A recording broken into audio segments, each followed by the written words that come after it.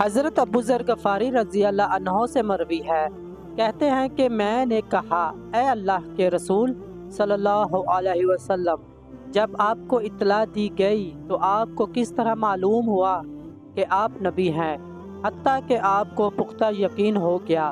آپ صلی اللہ علیہ وسلم نے فرمایا، ابو ذر، میرے پاس 2 فرشتے آئے، میں مکہ کی کسی وادی میں تھا، ان میں سے ایک زمین پر اتر آیا اور دوسرا آسمان اور زمین کے درمیان معلق رہا۔ ایک نے دوسرے سے کہا، کیا یہ وہی ہے؟ دوسرے نے کہا، ہاں۔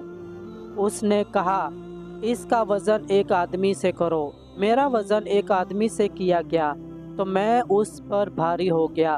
پھر اس نے کہا، 10 آدمیوں سے اس کا وزن کرو۔ میرا وزن 10 آدمیوں سے کیا گیا، میں ان پر بھی بھاری رہا۔ پھر اس نے کہا، اس کا وزن 100 آدمیوں سے کرو۔ میرا وزن 100 آدمیوں سے کیا گیا تو میں ان سے بھی بھاری رہا۔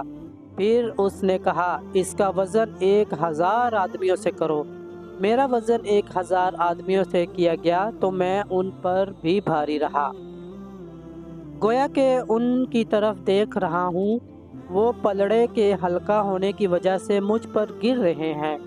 پھر ایک نے دوسرے سے کہا، اگر تم اس کا وزن پوری امت کے ساتھ بھی کرو گے تو یہ ان پر بھی بھاری ہو جائے گا۔ حدیث نمبر 3210۔